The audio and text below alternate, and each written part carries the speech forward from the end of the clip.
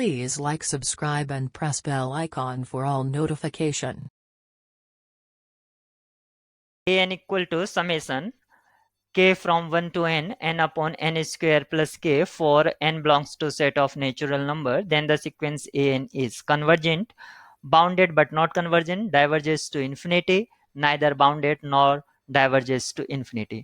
तो इस तरह से हमें एक सीक्वेंस an गिवन है और an सीक्वेंस का जो nth टर्म है वो इस एक्सप्रेशन के द्वारा या समेशन के द्वारा वो भी हमें गिवन है।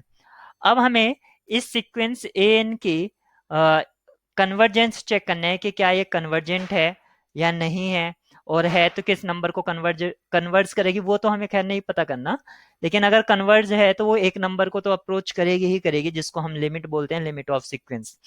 तो सबसे पहले इस सीक्वेंस की अगर मुझे कन्वर्जेंस की बात करनी है तो मुझे इसकी लिमिट फाइंड आउट करनी होगी, limit n tends to infinity an। और तरीके से भी आप इसकी कन्वर्जेंस या डाइवर्जेंस बता सकते हैं, मैं लेकिन लिमिट कॉन्सेप्ट को यूज कर रहा हूं। तो limit of a n equal to क्या हो जाएगा, limit n tends to infinity summation n upon n square plus k और k running from 1 to n। अब आपने कॉन्सेप्ट पढ़ रखा होगा definite integral as a limit of sum या समेशन। अगर इस कॉन्सेप्ट को मैं यहाँ पर यूज करता हूं तो आप यहाँ पर देखिए ये क्या मुझको देगा, मैं यहाँ से डिनोमिनेटर से एन स्क्वेयर कॉमन लेता हूं तो ये होगा 1 अपॉन 1 प्लस के अपॉन एन स्क्वेयर, और यहाँ पर 1 अपॉन एन आपको इस तरह मिल जाएगा। और ये summation limit n tends to infinity और k running from 1 to n इस तरह से मिला।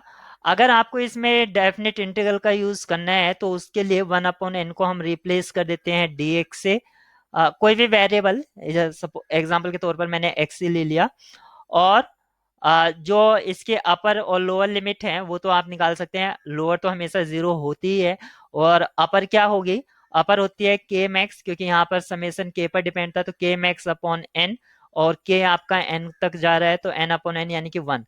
तो यहाँ पर हमने अपर लिमिट भी फाइंड आउट कर सकते हैं, लेकिन प्रॉब्लम क्या है, 1 अपॉन एन को तो रिप्लेस कर देंगे आप dx से, समेशन को रिप्लेस कर देंगे आप इंटीग्रेशन साइन से, लेकिन k अपॉन एन जिसको हमें x से रिप्लेस करना है, यहाँ पर k अपॉन एन ना आकर क्या आ रहा है, k अपॉन एन स्क्वायर आ रहा है। हमारा क्या आ रहा है, हमारा आ रहा है k अपॉन एन स्क्वायर, यहाँ पर आप देख सकते हैं। तो अब आपको ये पता करना है कि अगर कोई स्टूडेंट इसको डेफिनेट इंटीग्रल से अप्रोच करता है तो आखिर ये प्रॉब्लम कैसी है और इसको रेक्टिफाई कैसे किया जा सकता है। बहरहाल इसके सॉल्यूशन की बात करते हैं तो इसका सॉल्यूशन हम कर लेते हैं। एक्चुअली में इसका सॉल्यूशन किस तरह से करेंगे हम, ये मैं आपको बता देता हूं। और तो यहाँ पर देखिए जो ए एन आपको गिवन था, सबसे पहले आप उसको एक्सपेंडेड फॉर्म में लिख लीजिए। तो एक्सपेंडेड फॉर्म में अगर लिखते हैं तो n square plus 1 plus n upon n square plus 2 and so on, n upon n square plus n, आपने इसको एक्सपेंडेड फॉर्म में लिख लिया। अब आप एक मैथमेटिशियन की तरह सोचिए कि ये जो टर्म्स हैं इसकी इसके न्यूमरेटर तो सभी के सेम है, न्यूमरेटर सभी के सेम है। अगर इसके डिनोमिनेटर में मैं स्लाइटली चेंज कर दूं तो इसके जो बिहेवियर होगा ए एन का वो सम हाउस के आसपास ही होना चाहिए। तो मैं इसमें थोड़ा सा इसके डिनोमिनेटर में क्या तो मैं इंक्रीमेंट कर देता हूँ या डिक्रीमेंट कर देता हूँ। तो सबसे पहले मैं इसमें डिनोमिनेटर में डिक्रीमेंट कर देता हूँ, तो ये क्या करता हूं मैं, एन अपॉन एन से ये लेस होगा, क्योंकि मैंने अगर इसमें डिनोमिनेटर को कम कर दिया तो इसका कोसेंट ज्यादा होगा, तो ये एन अपॉन एन स्क्वायर से लेस होगा, ये वाला term less than equal to लिख लेते हैं। तो ये भी ऐसे ही 1 अपॉन एन स्क्वायर से, और ये भी आपका ऐसे ही एन अपॉन एन स्क्वायर से।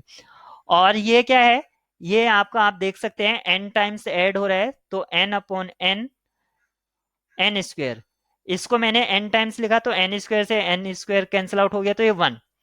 तो अगर मैं इसको एक सीक्वेंस बोल देता हूं, इसको मैं एक सीक्वेंस बोल देता हूं जिसको मैं सी एन बोल देता हूं सपोज करो, जो कि कांस्टेंट सीक्वेंस आई और ये आई मेरे लेस देन इनइक्वालिटी से, तो यानी कि हमें ये पता चल गया ए एन जो है वो लेस देन है सी एन से। और अगर मैं इसमें थोड़ा सा यहीं पर चेंज कर देता हूं जैसा कि मैंने यहाँ पर किया था, तो मैं इसको ग्रेटर बनाने के लिए इसको इंक्रीज कर देता हूं डिनोमिनेटर को, एन को इंक्रीज करने के लिए मुझको डिनोमिनेटर को इंक्रीज करना होगा, यानी कि इसको कम करना होगा, इसके रिजल्टेंट को।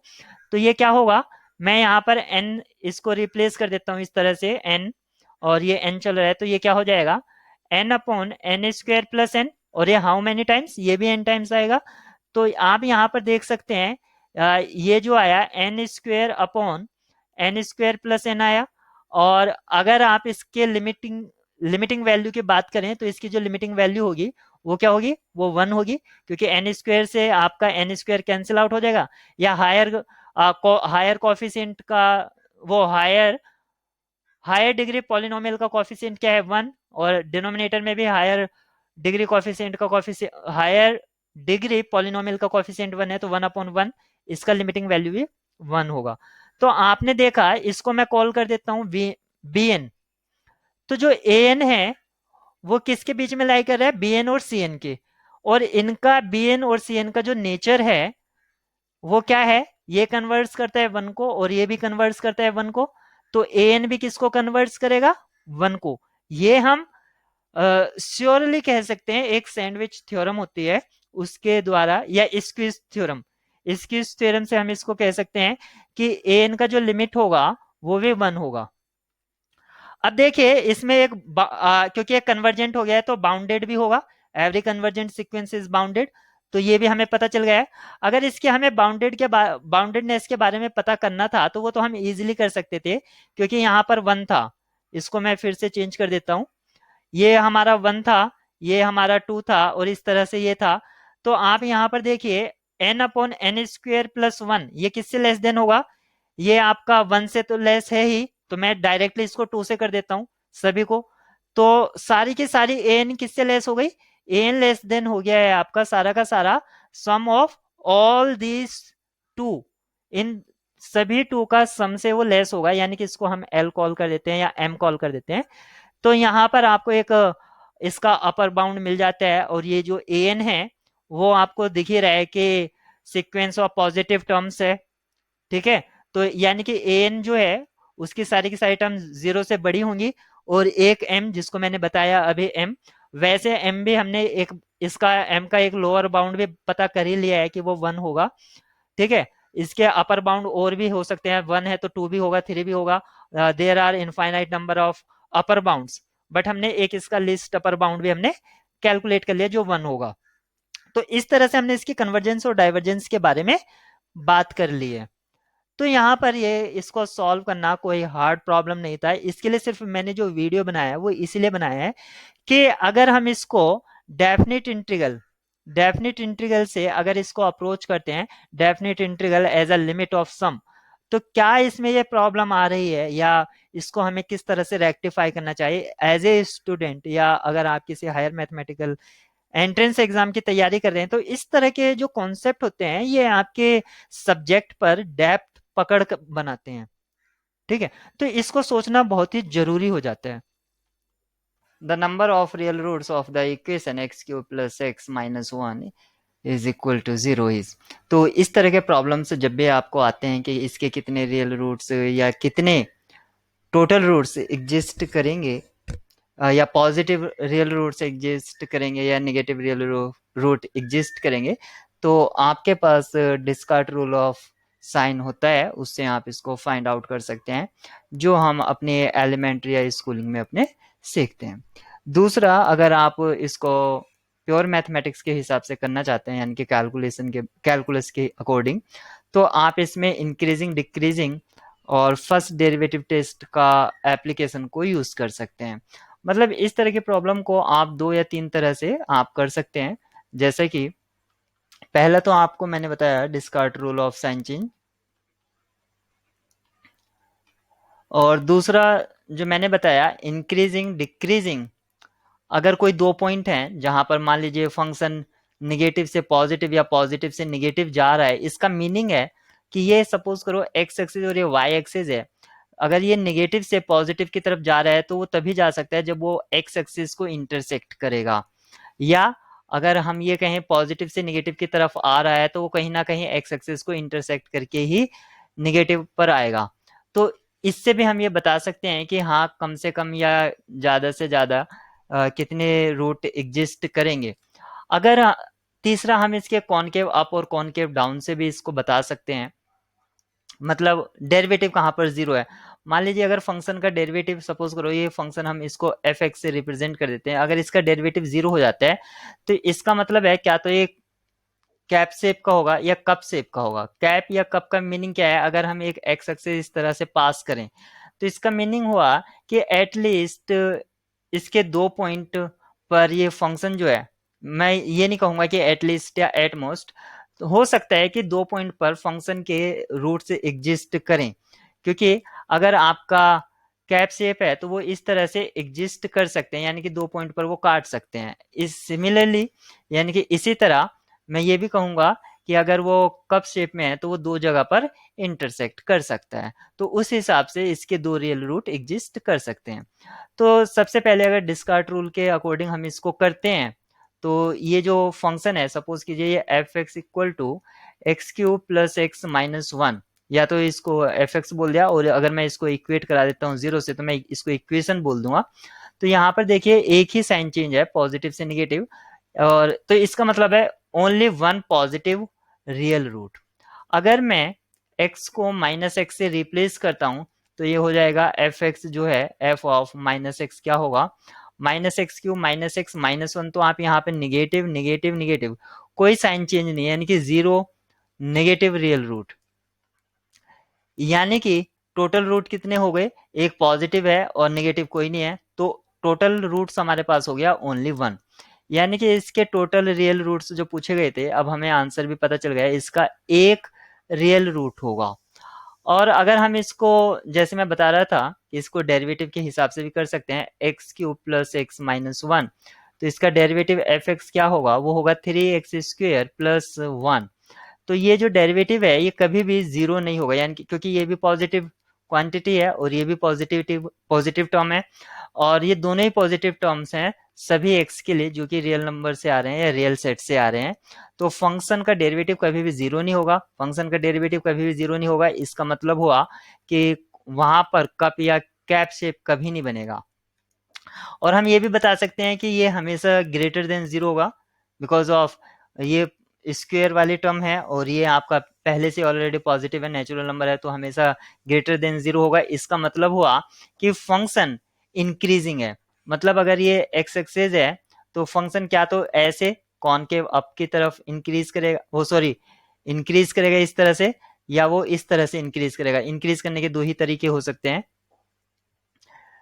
तो इस तरह से फंक्शन इंक्रीज करेगा तो वो एक्स एक्सेस को इंटरसेक्ट करेगा कहीं ना कहीं पर। और अगर हम ये देखें कि फंक्शन की जीरो पर वैल्यू क्या है, तो फंक्शन की ये थी x cube plus x minus one, ये था हमारा एफ एक्स। अगर मैं इसको बोल दूं तो यहाँ पर zero plus zero minus one, यानी कि ये हमें पता चला कि एफ जीरो जो है वो माइनस वन है। और अगर हम F F one positive one पर देखें तो x cube plus x minus one ये था हमारा, तो इसमें वन पुट करेंगे तो ये क्या हो जाएगा, one plus one minus one, यानी कि जीरो, या सॉरी वन हो जाएगा। तो यानी कि 2 पॉइंट हैं, एक जीरो है एक वन है, और एक नेगेटिव वैल्यू आता है और एक पॉजिटिव वैल्यू आता है, और फंक्शन इंक्रीजिंग है तो वो इसी तरह से जा सकता है, यानी कि वो एक्स एक्सेस को एक जगह पर इंटरसेक्ट करेगा ही करेगा। तो इसका एक रियल रूट होगा, और इस तरह से हमने इसको बताया। तो आप इसको जिस तरह से भी आपको इजी लगे आप उसको कंसिडर कीजिए, इसका सॉल्यूशन निकाल सकते हैं। और इसका ऑप्शन जो है वो बी सही है। The value of this expression limit n tends to infinity and limit is over summation over k, and this summation is running from k equal to 1 to n 1 upon within square root n square plus kn। तो इसका meaning क्या है, अगर मैं n को 10 set कर देता हूं तो ये जो समेशन है अप टू 10 सम तक जाएगा।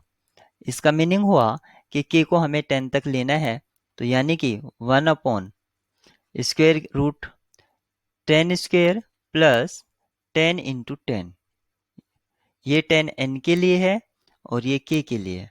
इससे पहले की जो टर्म होगी 1 upon within square root 10 square plus 10 into 9, इससे पहले की जो टर्म होगी वो आप चेक कर सकते हैं, और जो पहली टर्म होगी 1/10² प्लस 10 × 1। तो यानी कि 10 के लिए ये जो वैल्यू हमें ऑब्टेन होगा ये क्या होगा, अगर मैं n को इसी तरह 100 और फिर n को मैं 1000 तक सेट करता हूं, तो ये जो सम है ये किस वैल्यू को अप्रोच करेगा ये हमें फाइंड आउट करना है। तो जैसे जैसे हम n को इंक्रीज करते जाएंगे अप टू इन्फिनिटी, तो ये सम किस नंबर को अप्रोच करेगा वो इसका आंसर होगा। और इस तरह के प्रॉब्लम को करने के लिए हमने एक कंसेप्ट पढ़ रखा है जिसको हम बोलते हैं definite integral as a Riemann sum. उस कंसेप्ट को हम यहाँ पर यूज करेंगे क्योंकि यहाँ पर n का वैल्यू फिक्स होकर चलता है। तो उसके लिए अगर हमें उसका प्री नॉलेज है तो उसमें हम क्या कर देते हैं, नॉर्मली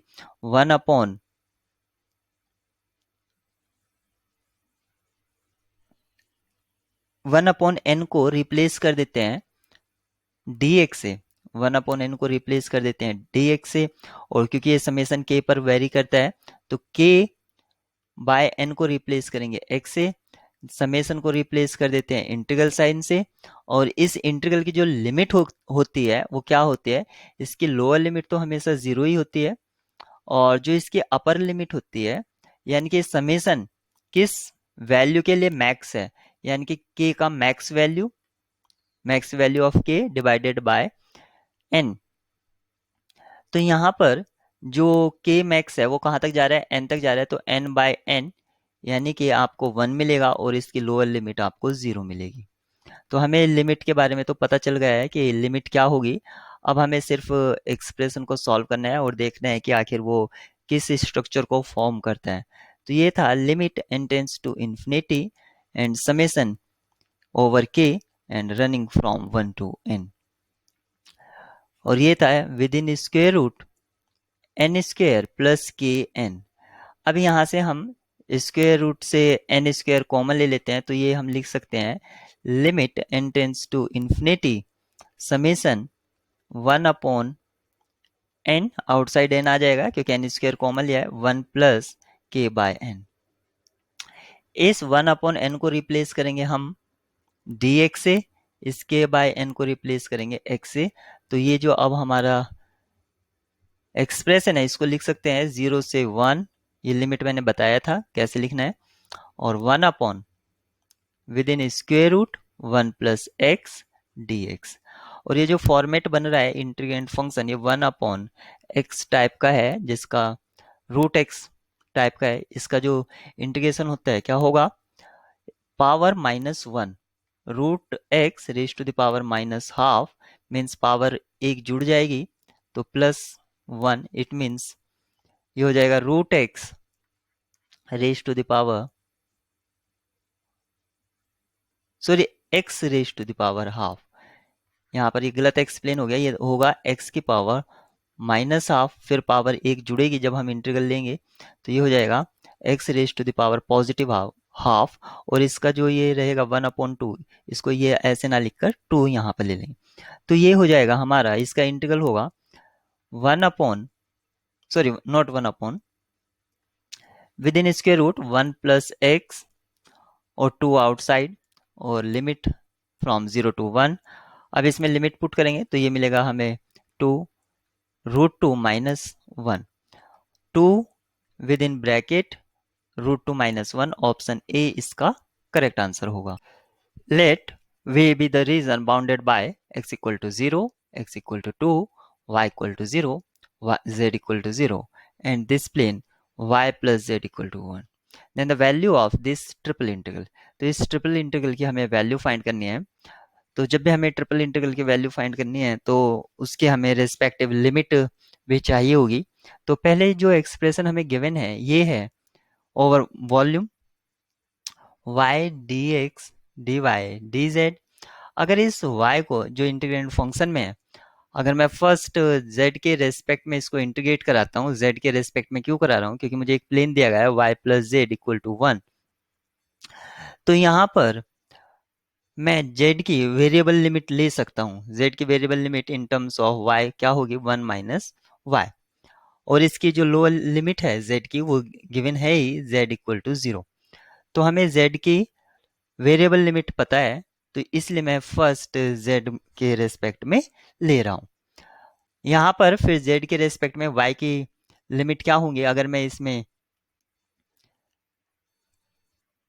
जो दे रखा है एक्सप्रेशन, अगर मैं z को 0 पुट कर देता हूं, y plus z is equal to 1, अगर मैं इसमें z 0 पुट कर देता हूं, y क्या हो जाता है, मेरा 1 हो जाता है, और y इक्वल टू 0 एक ये अनदर प्लेन है, तो मेरे पास y की लिमिट भी है, y equal to 0 to means y की जो लिमिट है वो 0 से 1 तक जा रही है, और x की जो लिमिट है वो 0 से 2 तक है। तो अब मेरे पास सारी लिमिट्स हैं, तो अब इसको सॉल्व करना कोई हार्ड नहीं है। तो ये मेरी z की लिमिट है जो 0 से 1 माइनस वाई तक जाएगी, y dz dy dx, और y की जो रेस्पेक्टिव लिमिट है वो 0 टू 1 और x की 0 टू 2। अब इस एक्सप्रेशन को y को ट्रीट करेंगे कांस्टेंट की तरह, तो ये हो जाएगा y z और इस पर लिमिट रहेगी 0 टू 1 माइनस वाई, और यहाँ से जो एक्सप्रेशन ऑब्टेन होगा हमें उसको y के रेस्पेक्ट में हमें इंटीग्रेट करना होगा फ्रॉम 0 टू 1। तो हम इसको ऑब्टेन करते हैं, सॉरी इंटीग्रेट करते हैं y and this is 1 minus y dy dx। इसको सिर्फ सिंप्लीफाइड फॉर्म में मैंने लिखा है, मीन्स लोअर और अपर लिमिट पुट करने के बाद ये एक्सप्रेशन हमें मिलता है। इसका मीनिंग हुआ 0 टू 2 0 टू 1, ये हो गया y minus y square. Integration लेंगे इसका y के रेस्पेक्ट में, तो ये हो जाएगा y square minus y cube, और जब इसमें पुट करेंगे इसके अपर लिमिट और लोअर लिमिट, तो हमें क्या मिलता है, हमें मिलेगा सॉरी 1/2 और यहाँ पर 1/3 मीन्स 3 भी यहाँ पर रहेंगे, क्योंकि हमें इंटीग्रेशन के बाद मिला है, तो जो पावर है वो नीचे भी आएंगे डिनोमिनेटर में। तो ये अब मुझको मिल जाता है अपर लिमिट पुट करने से 1/2 माइनस 1/3, और ये कांस्टेंट है तो आप इसको इंटीग्रल के बाहर ले सकते हैं, और ये आपको मिलता है 0 टू 2 dx, और इसका जो वैल्यू होगा वो 2 होगा, यानी कि 1/6 इंटू 2 मीन्स 1/3, और 1/3 कौन सा ऑप्शन से मिल रहा है हमें, ऑप्शन डी 1/3 वैल्यू देता है, तो ये करेक्ट ऑप्शन है। सॉल्यूशन yx मीन्स जो y है वो फंक्शन है x का of the differential equation this satisfying the condition y 0 पर जो है वो 4 है और y प्राइम 0 जो है वो 8 है। तो हमें solution function yx find out करना है। यहाँ पर जो डिफरेंशियल इक्वेशन दी गई है d2y over dx square plus 4 dy over dx plus 4y equal to 0, इस डिफरेंशियल इक्वेशन को कैपिटल डी इसका ऑपरेटर है, तो मैं इसको कैपिटल डी की टर्म्स में लिख लेता हूं। So D square plus 4d plus 4y equal to 0। In terms of D auxiliary equation जो होगी डी की टर्म में वो क्या लिख सकता हूं मैं, डी स्क्वेयर। समटाइम्स आप एम की टर्म में या किसी भी टर्म में लिख सकते हैं एक्स, और हमारा यहाँ से मतलब सिर्फ रूट्स फाइंड आउट करना होता है ताकि हम कॉम्प्लीमेंट्री फंक्शन लिख पाए। मैं हमेशा डी को ही यूज कर लेता हूँ, इससे मुझे कंफ्यूजन नहीं रहता। 4d प्लस 4 इक्वल टू 0, ये जो है यहाँ पर a प्लस बी का होल स्क्वायर टाइप का फॉर्मेट है, यानी कि d plus 2 square equal to 0। यहाँ से हमें पता चलता है कि d की जो वैल्यू है वो -2 है, यानी कि रिपीटेड है और रियल है। जब ये केस होता है रिपीटेड और रियल, तो जो कॉम्प्लीमेंट्री फंक्शन है अगर x के टर्म में लिखते हैं तो वो क्या होगा, c1 plus c2x e raise to the power -2x, ये हमारा कॉम्प्लीमेंट्री फंक्शन होगा। और क्योंकि हमें जो कंडीशन दी गई है y0 जो है वो 4 है और y प्राइम एट 0 जो है 8 है, तो मैं इसका y प्राइम भी निकाल लेता हूँ, जो ये फर्स्ट फंक्शन ट्रीट करूंगा और इसको सेकंड फंक्शन। तो फर्स्ट फंक्शन सेम यानी कि वो ऐसे रहा, और सेकंड फंक्शन का डिफरेंशिएशन लिया मैंने। अब सेकंड फंक्शन को मैं ऐसे ही पुट करूंगा और फर्स्ट फंक्शन का मुझको लेना होगा डेरिवेटिव। तो ये मेरा y प्राइम आ गया है। अब मैं इस पर जो गिवन कंडीशन है वो इम्पोज कर देता हूँ। तो सबसे पहले y0 जो है वो 4 है, तो 4 इक्वल टू c1 प्लस यहाँ पर 0 हो जाएगा और e raise to the power 0, इसका मतलब हुआ 1 यहाँ पर, मीन्स 4 इक्वल टू c1। तो c1 की वैल्यू आ गई है हमारे पास। अब मैं सेकंड y प्राइम को यूज करूंगा, यानी कि सेकंड कंडीशन y प्राइम में यूज करूंगा। सो 8 इक्वल टू c1, जो कि c1 की वैल्यू है 4, तो मैं इसको यूज कर लेता हूँ c2 इंटू एक्स, सो ये 0 हो जाएगा और -2 e raise to the power 0 plus e raise to the power 0 c2, ये मेरे मुझको मिलेगा।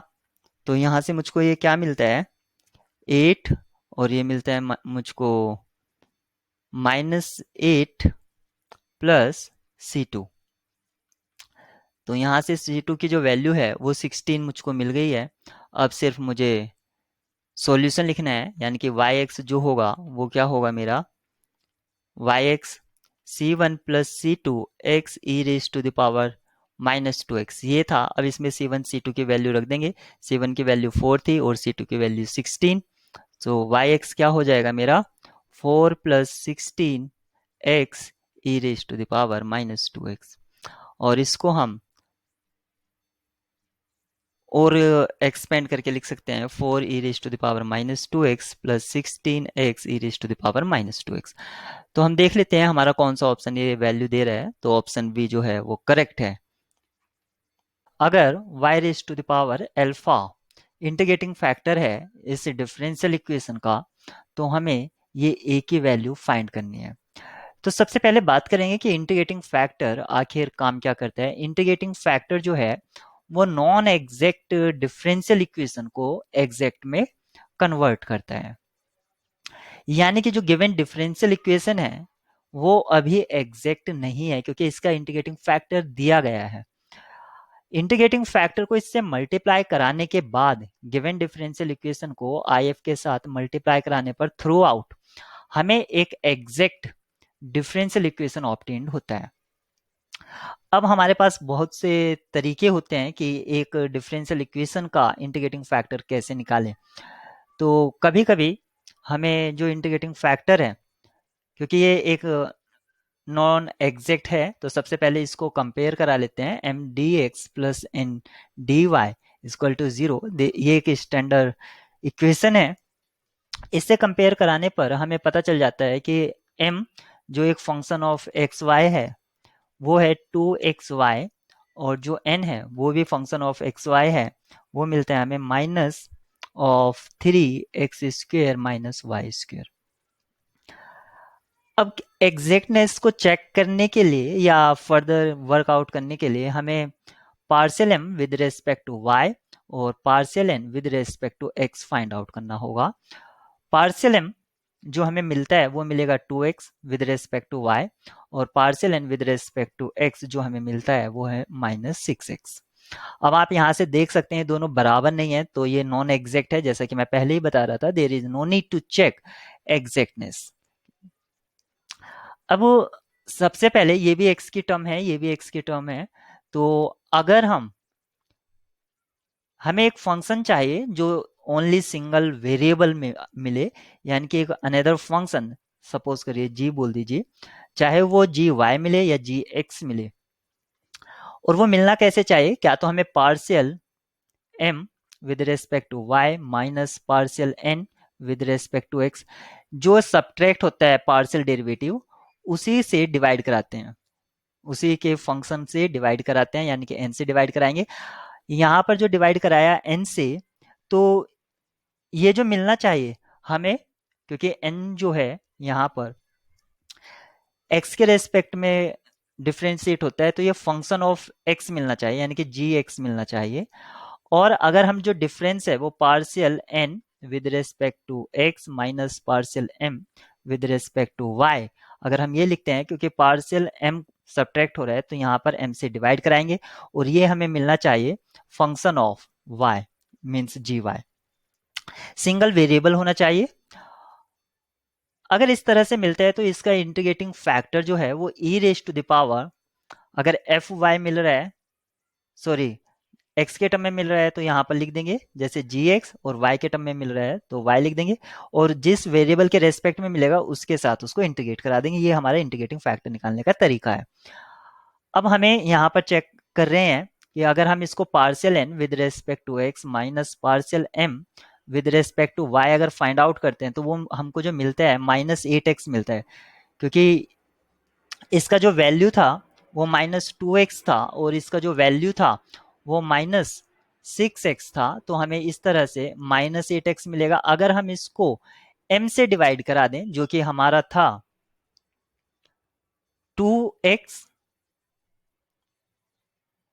y, 2xy, अगर हम इसको m से डिवाइड करा दें तो ये हमें 2xy जो था तो x से x कैंसिल आउट हो जाएगा और ये हमें मिलेगा -4/y। तो यहाँ पर आप देख सकते हैं ये फंक्शन ऑफ y मिल रहा है, function of y alone. It is very important, single variable में मिलना चाहिए। और y के रेस्पेक्ट में क्यों मिलना चाहिए? क्योंकि हम y से डिवाइड करा रहे हैं या y से जो पार्शियल m है वो सब्ट्रैक्ट करा रहे हैं। अब इसका इंटीग्रेटिंग फैक्टर जैसे कि मैं पहले ही एक्सप्लेन कर चुका हूं कि क्या होगा, e raise to the power -4/y dy, और जब हम इसको इंटीग्रेट कराएंगे e raise to the power minus log y, और ये 4 पहले आ जाएगा, या इसको आप लिख सकते हैं e raise to the power log 1/y raise to the power 4, और इसको लिख सकते हैं 1/y raise to the power 4, और इसको लिख सकते हैं y raise to the power -4। अब जो ये इंटीग्रेटिंग फैक्टर हमें मिला है, जो हमें इंटीग्रेटिंग फैक्टर मिला है y raise to the power -4, और जो गिवन था वो था हमें y raise to the power -a। तो आपको पता चल जाता है कि a का जो वैल्यू है,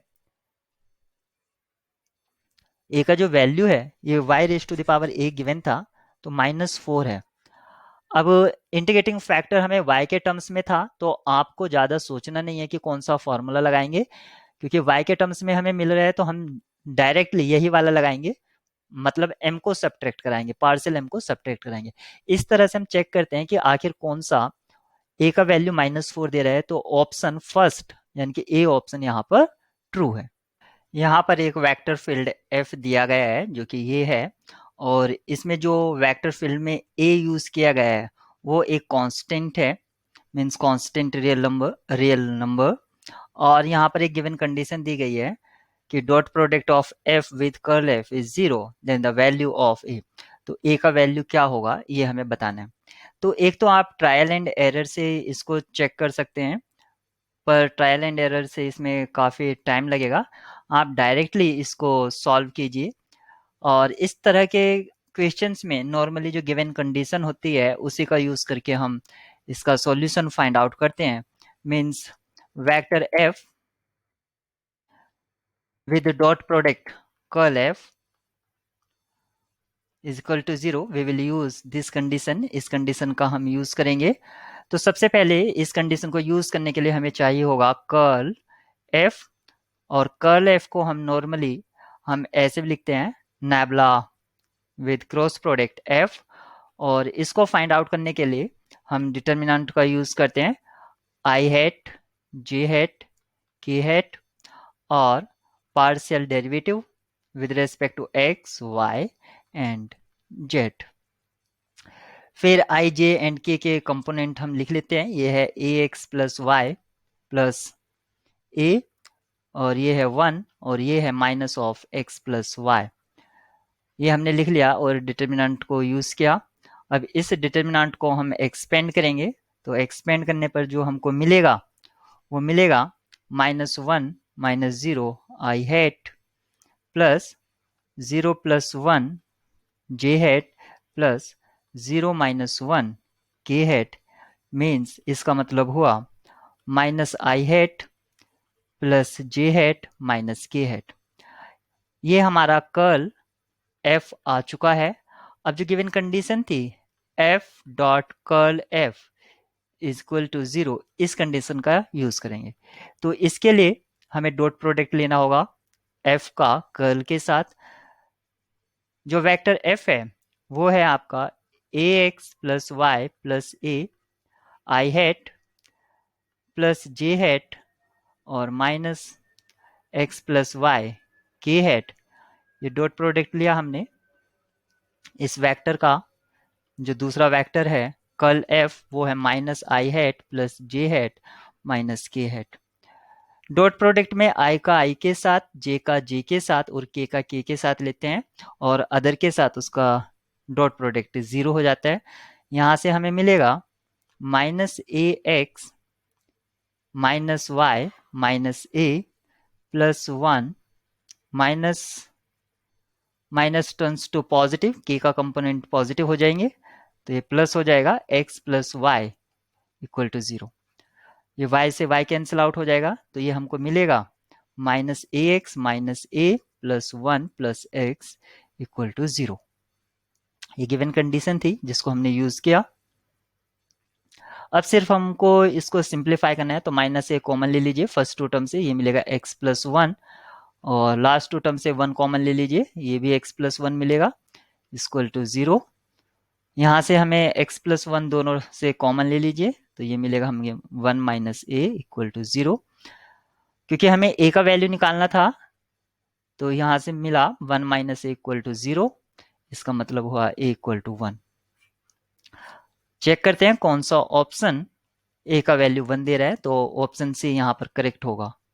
पर एक मैट्रिक्स A दे रखा है जिसका साइज 3/3 है और इसका ट्रेस जो है वो 3 है। साथ ही साथ इसका डिटर्मिनेंट दे रखा है, डिटर्मिनेंट ऑफ A 2 है और 1 एक आइगन वैल्यू दे रखी है। तो ट्रेस जो होता है वो होता है सम ऑफ ऑल आइगन वैल्यूज, यानी कि 1 एक आइगन वैल्यू है, 2 आइगन वैल्यू हमने लैम्डा 1 और लैम्डा 2 मान ली है। इस हिसाब से 1 plus lambda 1 plus lambda 2 equals to 3 और product of eigen values determinant होता है, उस हिसाब से lambda 1 into lambda 2 equals to 2। ये दो इक्वेशन हमारी सेटअप हो गई हैं। यहाँ से इसका मतलब हुआ lambda 1 plus lambda 2 equals to 2। Equation 1 और इक्वेशन 2, इन दो इक्वेशन की हेल्प से आप एक इक्वेशन बनाएंगे। तो इनको फाइंड आउट करना है लैम्डा 1 और लैम्डा 2 को, तो एक क्वाड्रेटिक इक्वेशन बन जाएगी, वो होगी x square minus 2x plus 2। ये एक क्वाड्रेटिक इक्वेशन हो गई है और इसके हम रूट्स फाइंड आउट कर लेंगे। तो वो जो रूट्स होंगे वो 2 आइगन वैल्यूज होंगी इस मैट्रिक्स की, क्योंकि ये हमने क्वाड्रेटिक इक्वेशन बनाई है इन दो इक्वेशन से। तो इसके रूट्स निकालते हैं तो plus 2 plus minus square root 4 minus 4 into 2 divided by 2। Quadratic formula हमने अप्लाई किया रूट्स निकालने के लिए, तो 2 प्लस माइनस यहाँ पर मिलेगा 4 यानी कि 2i अपॉन 2। इसका मतलब हुआ 1 प्लस आई यानी कि आयोटा और एक रूट होगा 1 माइनस आयोटा। तो हमारे पास 3 आइगन वैल्यूज मिल गए, एक तो 1 तो दे ही रखा था, 1 प्लस आयोटा और 1 माइनस आयोटा, 3 आइगन वैल्यूज हो गई हैं। लेकिन हमें जो यहाँ पर आइगन वैल्यूज चाहिए थी वो चाहिए थी ए स्क्वेयर माइनस 2i। ए स्क्वेयर माइनस 2i की आइगन वैल्यू चाहिए थी। तो अगर कोई मैट्रिक्स ए है जिसके आइगन वैल्यूज हमें पता है लैम्डा 1 लैम्डा 2 लैम्डा 3, ये आइगन वैल्यूज हमें पता है, तो अगर हमें क्यूब की या किसी पावर की आइगन वैल्यू निकालनी है तो इनकी आइगन वैल्यूज की पावर कर दीजिए। सिमिलरली अगर आपको ए की आइगन वैल्यूज पता है और आपको किसी स्केलर की आइगन वैल्यू निकालनी है, स्केलर टाइप्स स्केलर मल्टीपल की, तो आप आइगन वैल्यूज को स्केल्ड कर दीजिए। इन दो रूल के हिसाब से इसकी जो आइगन वैल्यू होगी तो फर्स्ट 1 के करस्पॉन्ड क्या होगी, तो ये होगी 1 स्क्वायर माइनस 2, यानी कि एक आइगन वैल्यू तो इसकी आ गई है -1। तो -1 किस किस ऑप्शन में है, तो -1 ए और सी में तो है नहीं, तो ये दो तो डिस्कार्ड हो गए हैं, बी और डी हमारी करेक्ट चॉइस बन सकते हैं। अब दूसरे आइगन वैल्यू को टेस्ट कर लेते हैं। तो ए स्क्वायर की जो आइगन वैल्यू होगी 1 plus iota square minus 2i, ये होगा ए स्क्वायर माइनस 2i का आइगन वैल्यू। इसको सॉल्व कर लो आप, तो ये होगा 1 plus iota square minus 2i minus 2। Iota square minus 1 cancel out हो गए, तो यहाँ से मिलता है माइनस के 2 टाइम्स आयोटा प्लस 1, यानी कि -2 iota plus 1, -2 iota plus 1 option D में आ रहा है, तो ऑप्शन डी इसका करेक्ट होगा। इसी तरह आप तीसरी आइगन वैल्यूज को भी वेरीफाई कर लेते हैं, वो होगा 1 माइनस आयोटा स्क्वायर -2, इसको सिंप्लीफाई किया आपने, 1 प्लस आयोटा स्क्वायर -2 आयोटा -2, ये कैंसिल आउट हो जाएगा, तो माइनस के 2 आयोटा प्लस 1, यहाँ से मिलता है माइनस के 2 आयोटा प्लस 1,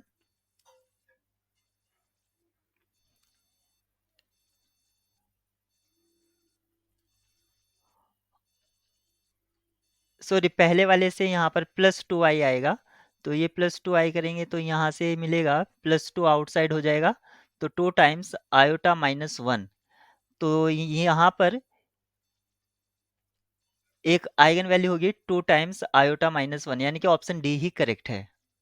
यहाँ पर हमें एक कंडीशन दे रखी है कि n और m बराबर नहीं है, दो linear transformation t R n से आर एम पर डिफाइन है, और second linear transformation T2 R m से आर एन पर डिफाइन है, और आपको बताया गया है कि composition of T1 T2 bijective है, यानी कि 1 1 एंड ऑन 2 है, और आपसे पूछा गया है कि T1 और T2 की रैंक क्या होगी। तो इस प्रॉब्लम को करने के लिए सबसे पहले आप कंपोजिशन समझ लीजिए लीनियर ट्रांसफॉर्मेशन में। अगर F और G दो लीनियर ट्रांसफॉर्मेशन है, तो इनका कंपोजिशन अगर 1 1 एंड ऑन 2 है, तो 1 1 के केस में इनर वाला यानी कि G आपका 1 1 होगा, और ऑन 2 के केस में F आपका ऑन 2 होगा, बाहर वाला। 1 1 के केस में अंदर वाला, और बाहर के केस में यानी कि ऑन 2 के केस में बाहर वाला। सेम कंसेप्ट हम यहाँ पर लगाते हैं, तो आपको बताया गया है कि T1 T2 बाइजेक्टिव है, यानी कि 1 1 एंड ऑन 2 है, इसका मतलब हुआ T2 आपका 1 1 होगा और T1 आपका ऑन 2 होगा। अब यहाँ पर जो लीनियर ट्रांसफॉर्मेशन की कंडीशन है कि वो किस वेक्टर स्पेस से किस वेक्टर स्पेस पर डिफाइन है, तो अगर हम T1 का मैट्रिक्स रिप्रेजेंटेशन बनाएं, तो उसका मैट्रिक्स रिप्रेजेंटेशन m/n साइज का आएगा, और अब मैट्रिक्स रिप्रेजेंटेशन में आप 1 1 और ऑन 2 की कंडीशन समझिए। मैट्रिक्स रिप्रेजेंटेशन में अगर आपको रिप्रेजेंटेशन ऑन 2 चाहिए, तो उसकी हर एक रो में पाइवट पोजीशन चाहिए ऑन 2 के लिए, और अगर आपको 1 1 चाहिए, तो हर एक कॉलम में आपको पाइवट पोजीशन चाहिए। तो सबसे पहले यहाँ पर दे रखा है कि T2 1 1 है, यहाँ पर आप देख सकते हैं T2 1 1 है, और T2 जो आपका डिफाइन किया गया है वो Rm से Rn पर डिफाइन किया गया है, तो इसका मैट्रिक्स रिप्रेजेंटेशन n/m साइज का होगा, और T2 1 1 है, यानी कि हमें हर एक कॉलम में पाइवट पोजीशन चाहिए, तो रैंक क्या हो जाएगी T2 की m हो जाएगी, यहाँ से T2 की रैंक को m हो जाएगी, और T1 में हमें ऑन टू चाहिए, ऑन टू के लिए हर एक रो में चाहिए हमें, तो यहाँ से रैंक ऑफ T1 क्या हो जाएगी, वो भी आपकी m हो जाएगी, क्योंकि हर एक रो में हमें पाइवट पोजीशन चाहिए, आप यहाँ पर समझ सकते हैं। तो T1 और T2 दोनों की रैंक m है, तो ऑप्शन डी आपका करेक्ट होगा। तो यहाँ पर हमें वो सारे x निकालने हैं जिसके लिए ये पावर सीरीज कन्वर्स कर जाए। यहाँ पर आप देख सकते हैं इंटरवल दे रखे हैं आपको, एक तरह से आपको यहाँ पर इंटरवल ऑफ कन्वर्जेंस आपको फाइंड आउट करना है, और वो आप निकाल सकते हैं अगर आपको ये पता चल जाए कि किस किस x के लिए ये सीरीज जो है कन्वर्स करेगी। तो अगर ये कन्वर्स कर रही है तो रेशियो टेस्ट हम इसमें अप्लाई कर सकते हैं, और रेशियो टेस्ट क्या है, limit n tends to infinity mod of un upon un plus 1। इसकी जो ये लिमिट है ये ग्रेटर देन 1 होनी चाहिए, इक्वल्स टू और लेस देन, इन दोनों कंडीशन के लिए ये कन्वर्ट, लेस देन के लिए तो ये डाइवर्स करेगी ही करेगी, लेकिन इक्वालिटी पर अगर ये इक्वल टू 1 हो जाता है, यहाँ पर टेस्ट फेल हो जाता है, यानी कि हमें चेक करना पड़ेगा कि ये कन्वर्स कर रहा है इक्वल पर या डाइवर्स कर रहा है।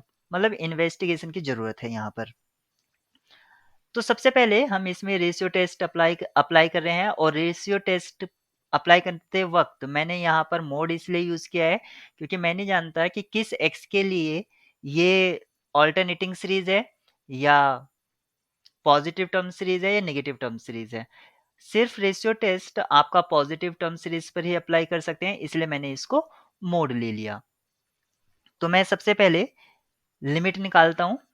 Limit n tends to infinity mod n upon 2n plus 1 इसका square x minus 2 raise to the power 3n into u n plus 1। अब मैं इसको यूज कर रहा हूं, तो 2n plus 3 raise to the power 3 upon n plus 1, और यहां पर नीचे आ जाएगा x minus 2 raise to the power 3n plus 3। तो देखिए यहां से हम 2n कॉमन लेंगे, और फिर 2n स्क्वायर, ये यहाँ पर स्क्वायर है 2n प्लस 1, तो यहाँ पर भी ये स्क्वायर ही रहेगा 2n प्लस 1। तो यहाँ से 2n कॉमन लेंगे, और फिर ये 2n इस वाले 2n से कैंसिल आउट हो जाएगा, और x minus 2 raise to the power 3n यहाँ से कैंसिल आउट हो जाएगा। ये जो n है यहाँ से n कॉमन लेने पर ये कैंसिल आउट हो जाएगा। तो आप इसकी कैंसिलेशन ध्यान से समझ लेना वो किस तरह से हुई है। तो यहाँ पर ऊपर में बचेगा आपका 1 plus 3 upon 2n raise to power 2, ये न्यूमरेटर में बचेगा, और डिनोमिनेटर में यहाँ से आपको क्या मिलेगा 1 plus 1 upon 2n raise to the power 2, और यहाँ डिनोमिनेटर में इससे हमें एक ये वाला ब्रैकेट भी आएगा 1 प्लस 1 अपॉन n, और ये वाला जो ब्रैकेट है ये यहाँ से क्या मिलेगा x minus 2 raise to the power 3। इस तरह से मुझे अभी तक un ये मिला, और इसकी मुझे लिमिट फाइंड आउट करनी है जब n इन्फिनिटी को टेंड्स करता है। अगर n इन्फिनिटी को टेंड्स करता है तो ये सारी टर्म्स आपका 1 हो जाएगा, तो बचेगी क्या हमारे पास 1 अपॉन एक्स माइनस 2 क्यूब। ये हमारी लिमिट आ गई है और ये मोड में रहेगी। अगर ये सीरीज कन्वर्स करती है तो इस लिमिट को ग्रेटर देन 1 होना पड़ेगा। कन्वर्स के लिए इसको 1 होना पड़ेगा। अब आप ये देखिए यहाँ पर, क्या मैं इसको इस तरह से लिख सकता हूँ 1 upon mode x minus 2 cube greater than 1, और ये इंप्लाई करता है अगर 1 अपॉन दिस ग्रेटर देन 1 है तो इसका रेसिप्रोकल लेस देन 1 होगा। इसका मतलब हुआ x minus 2 cube less than 1। अगर x क्यूब लेस देन 1 है इसका मतलब हुआ x भी आपका लेस देन 1 होगा। तो यहां से मुझे पता चलता है कि मोड ऑफ x माइनस 2 जो है वो लेस देन आपका 1 है। अगर ये लेस देन 1 है मोड, तो इसको मैं लिख सकता हूँ -1 less than x minus 2 less than 1, और ये मुझे इंप्लाई करता है कि 1 less than x less than 3। इसका मतलब हुआ कि x आपका बिलोंग कर रहा है ओपन इंटरवल 1 3 में। अगर ये लिमिट 1 हो जाए, जैसा कि मैंने पहले ही बताया था कि अगर लिमिट 1 हो जाए तो वहां पर हमें इन्वेस्टिगेट करना पड़ेगा, यानी कि 1 अपॉन एक्स माइनस 2 क्यूब, ये जो मोड था अगर ये इक्वल टू 1 हो जाए तो यहाँ पर हम इसको इन्वेस्टिगेट करते हैं। इसका मतलब हुआ कि mod of x minus 2 cube equals to 1, और इसका मीनिंग हुआ x minus 2 mod of this one equals to 1। ये हमें इंप्लाई कर रहा है x minus 2 equals to 1 and minus of x minus 2 equals to 1। तो यहां से हमें क्या मिलता है, हमें मिलता है x equals to 3 and x equals to 1। ये जो दो पॉइंट आए हैं, जैसे कि हमें पहले भी पता था कि x जो बिलोंग कर रहा था वो 1 और 3 इस इंटरवल के लिए तो कन्वर्ज है, पक्का पता है हमें। लेकिन इसके एंड पॉइंट्स पर अब हम इसको चेक करेंगे। तो सबसे पहले हम इसको चेक कर लेते हैं 1 पर। तो व्हेन x इक्वल्स टू 1, ये जो x है आप सीरीज में पुट कर दीजिए, तो जब आप इसको सीरीज में पुट करेंगे तो आपको इस तरह से सीरीज मिलेगी -1 raised to the power 3n n upon 2n plus 1 square. यहाँ पर आप देख सकते हैं कि ये एक ऑल्टरनेटिंग सीरीज है। अगर ऑल्टरनेटिंग सीरीज है तो हम इसमें लेबनिज टेस्ट अप्लाई कर सकते हैं, और लेबनिज टेस्ट जब हम अप्लाई करते हैं तो हमें सबसे पहले इस सीरीज को पॉजिटिव टर्म सीरीज बनाना होगा। तो यहाँ से इसको हटा दीजिए तो बाकी हमारी पॉजिटिव टर्म सीरीज हो जाएगी, यानी कि हम इसको mod of u n consider कर सकते हैं अब, या ए एन ले लीजिए। ये हो जाएगा n upon 2n plus 1 square. इसको हम पॉजिटिव टर्म सीरीज कह सकते हैं, और इस पर हम लेबनिज टेस्ट लगाएंगे। लेबनिज टेस्ट की दो कंडीशन है, एक तो लिमिट ऑफ ए एन, जिसको हमने ए एन बोला है, इसको हमने ए एन बोला है, इसकी लिमिट 0 होनी चाहिए क्योंकि पॉजिटिव टर्म सीरीज है। अगर कन्वर्स करता है तो कन्वर्स होने के लिए नेसेसरी कंडीशन है कि उसकी लिमिट 0 होना चाहिए, और दूसरी बात ये डिक्रीजिंग होना चाहिए सभी एन के लिए, फॉर ऑल एन। तो आप यहाँ पर देखिए इसका जो ए एन है यहाँ पर, ये क्या है, n upon 2n plus 1 square. Numerator की पावर 1 है और डिनोमिनेटर की पावर 2 है, तो आप समझ सकते हैं कि जो डिनोमिनेटर है वो रैपिडली इंक्रीजिंग हो रहा है न्यूमरेटर से, क्योंकि इसकी जो डिग्री है वो ग्रेटर है। तो डिग्री ग्रेटर है तो रैपिड इंक्रीज हो रहा है, यानी कि ये एक डिक्रीजिंग सीक्वेंस है, क्योंकि इसका डिनोमिनेटर फास्ट इंक्रीज हो रहा है, तो रिजल्टेंट डिक्रीज होगा। मतलब डिक्रीज तो ये हो गई। अब हमें इसकी लिमिट चेक करना है, तो आप इसकी लिमिट भी चेक कर सकते हैं। लिमिट ऑफ ए एन, क्योंकि ये फास्ट डिक्रीमेंट है तो सिंपल सी बात है 0 ही होगा।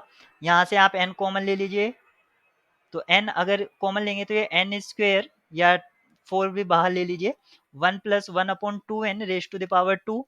यहाँ से कैंसिल हो जाएगा तो 1 अपॉन n बचेगा, और जिसकी लिमिट 0 होगी, यानी कि टेंड्स कर जाएगा 0 को। लेबनिज टेस्ट की दोनों ही कंडीशन सेटिस्फाई हो गई है। इसका मतलब x इक्वल्स टू 1 के लिए ये जो पावर सीरीज है ये कन्वर्स कर रही है। अब हम चेक करेंगे x इक्वल्स टू 3। जब हम इसमें x इक्वल टू 3 पुट करते हैं तब हमें जो सीरीज है वो मिल रही है n upon 2n plus 1 square. यहाँ पर ये पॉजिटिव टर्म सीरीज है।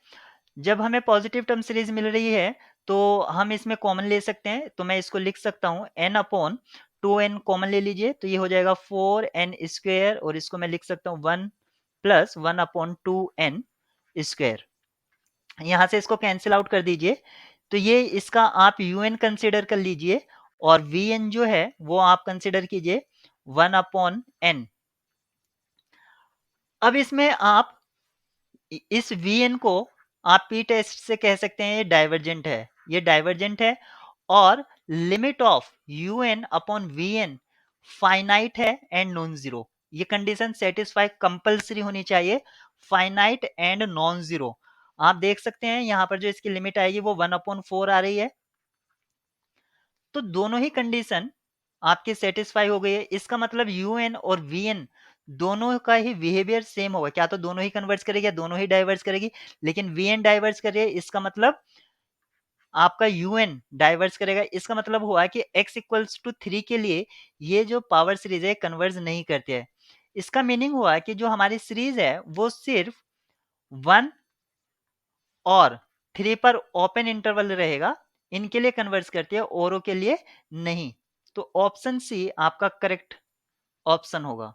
तो यहाँ पर एक फंक्शन f दे रखा है जो क्लोज्ड इंटरवल 0 1 से लेकर r पर डिफाइन है, और एक इक्वेशन दे रखी है जो 0 से sin x ft dt इस तरह से दे रखी है √3/2x, और ये ट्रू है सभी x के लिए जो रियल नंबर हैं। तो हमें निकालना है f हाफ। तो अगर किसी तरह से इस इक्वेशन से अगर हम फंक्शन एफ एक्स निकाल लेते हैं तो हम उसमें x की जगह पर हाफ पुट करके एंटायर वैल्यू निकाल सकते हैं जो भी यहाँ पर पूछी गई है। तो उसके लिए सबसे पहले मुझे इस इक्वेशन को डिफरेंशिएट करना होगा, और डिफरेंशिएट करेंगे तो इसमें लेबनिज रूल का इस्तेमाल करेंगे। तो ये हो जाएगा f ऑफ साइन x, और साइन x का derivative cos x minus 0 equals to right hand side का डेरिवेटिव √3/2। अब यहाँ पर हमें मिल गया है f of sine x equals to √3/2 cos x। अब हमें सिर्फ यहाँ पर sine x equals to half रखना है, sine x equal to half. इसका मतलब हुआ हाफ मतलब साइन π/6। तो हम यहाँ पर रखेंगे x की जगह पर π/6, तो ये हो जाएगा f π/6 और हाफ, यहाँ पर हमने हाफ रखा, इक्वल्स टू √3/2 कोस π/6। और कोस π/6 का जो वैल्यू होता है वो होता है √3/2, तो हो जाएगा 3/2 इंटू √3/2, 2 से 2 कैंसिल आउट हो जाएगा, √3 से √3, तो यहाँ पर वैल्यू 1 आ जाएगा। तो इस f हाफ का जो वैल्यू है वो क्या है 1।